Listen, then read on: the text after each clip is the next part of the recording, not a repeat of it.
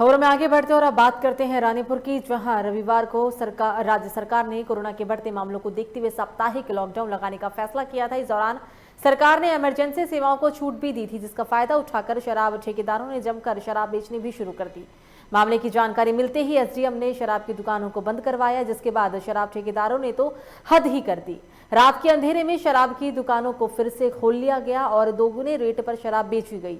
इस मामले में हरिद्वार एसडीएम ने कहा है कि हमें शराब से जुड़ी शिकायतें मिलने पर कई शराब की दुकानों को बंद करवा दिया, लेकिन एक्साइज डिपार्टमेंट और स्थानीय थानों को अवगत भी करा दिया कि अगर आगे कोई भी शिकायत ऐसी मिलती है तो उस वक्त उसके खिलाफ सख्त से सख्त कार्रवाई की जाए।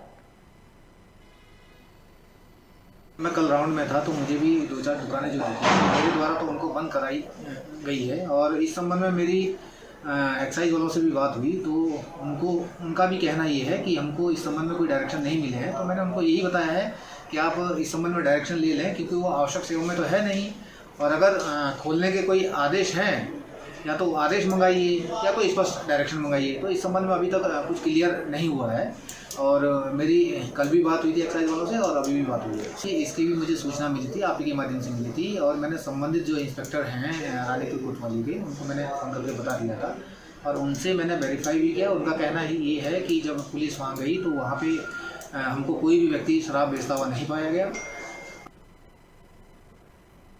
और इस खबर पर ज्यादा जानकारी के लिए हमारे साथ बहादुराबाद से हमारे संवाददाता मोहित चौहान लाइव जुड़ गए हैं और उनसे बात करते हैं कि क्या कुछ ये पूरा मामला है और फिलहाल क्या कुछ अभी तक प्रशासन के द्वारा कार्रवाई की गई है।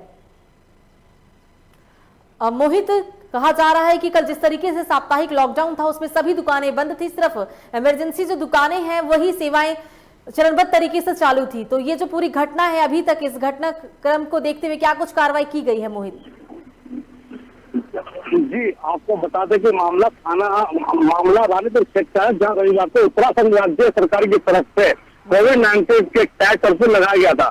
इसमें उत्तराखंड राज्य ने इमरजेंसी सेवा को छूट दी गई थी और उसका फायदा उठाकर किस तरह ठेकेदार जो वो अपना ठेका खोलकर बैठे गए, उनके द्वारा ब्लैक में लगातार शराब बेची जा रही थी।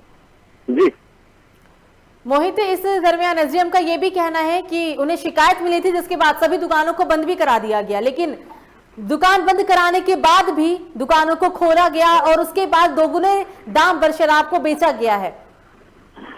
जी, ये जब हरिद्वार एसडीएम को अवगत करवाया गया स्थानीय लोगों के द्वारा, तो उन्होंने मौके पर जाकर वहां कुछ दुकानें बंद करवाई गई। उनके जाने के 2 घंटे बाद फिर दुकानें खुल चुकी और खुलने के बाद ये दोबारा ब्लैक में शराब बेचनी उन्होंने शुरू कर दी, जो कि डबल दामों पे, जो कि 75 वाला क्वार्टर हुए 150 के बेच रहे हैं मौके पर।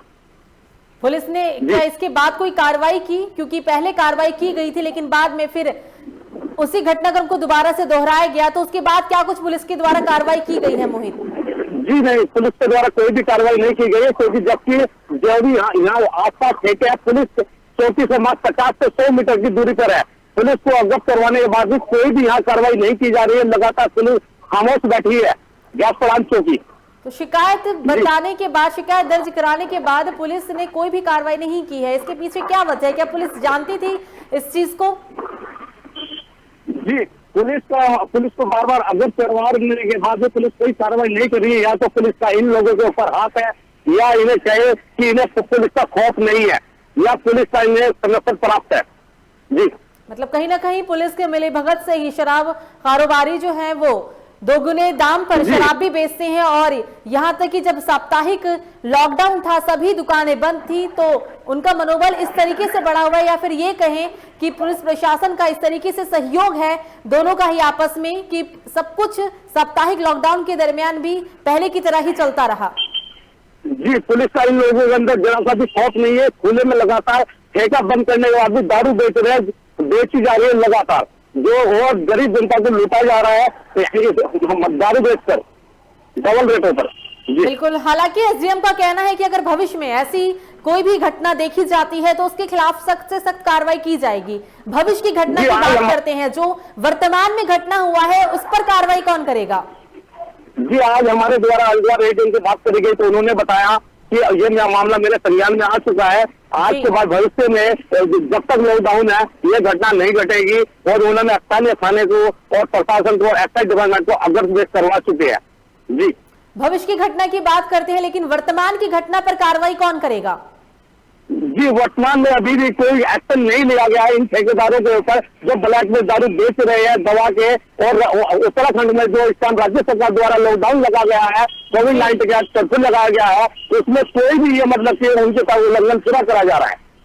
जी बिल्कुल मोहित, जब पहले इस बात की सूचना पुलिस को दी गई, जिसके बाद पुलिस ने आकर शराब कारोबारियों की दुकान को बंद भी करवाया, तो क्या किसी व्यक्ति ने इसको लेकर शिकायत दर्ज कराया था या फिर पेट्रोलिंग के दौरान दुकानों को बंद कराया गया? जी, ये जो हरिद्वार एसडीएम है उन्हें कुछ लोगों द्वारा उन्हें शिकायत मिली कि हरिद्वार में इस टाइम जो रानीपुर क्षेत्र में ठेके खुल रहे हैं, तो उनके द्वारा मौके पोस्टर हरिद्वार एसडीएम के द्वारा मौके पोस्टर ठेके बंद करवाए गए। और उनके जाने के बाद तुरंत 2 घंटे बाद ठेके फिर दोबारा ओपन कर दिए गए।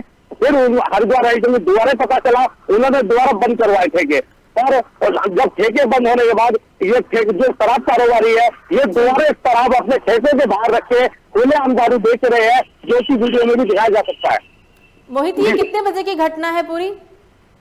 ये रात्रि 7 बजे से लेके 10 बजे तक की घटना है। ये खुले में दारू रख के बेची जा रही थी डबल रेट पे। मतलब एक बार दुकान बंद कराने के बाद दूसरी बार खुले में दोगुने दाम पर शराब को बेचा गया है। हाँ, बिल्कुल। ये जैसे कि यहाँ बैरल नंबर 6 पड़ता है गैस प्लांट में, इंग्लिश देसी जितने भी रानीपुर क्षेत्र में सभी ठेकों पे कल ये कालाबाजारी करी गई है खुलेआम। बिल्कुल और प्रशासन को बार बार अवगत करवाया जा रहा है, पर प्रशासन इसमें कोई भी कार्रवाई करने से बच रहा है। बिल्कुल हैरानी की बात इसमें यह है कि एसडीएम कहते हैं कि अगर आने वाले भविष्य में ऐसी घटना होती है तो जरूर उन्हें सूचना दी जाए, उसके बाद कार्रवाई की जाएगी। फिलहाल जो वर्तमान में कोई ये घटना हुई है, इसके खिलाफ कोई भी कार्रवाई नहीं की गई है। मोहित, हमसे बात करने के लिए आपका शुक्रिया। फिलहाल अभी के लिए मुझे दीजिए इजाजत। लोकमंच न्यूज पर खबरों का सिलसिला जारी रहेगा। नमस्कार।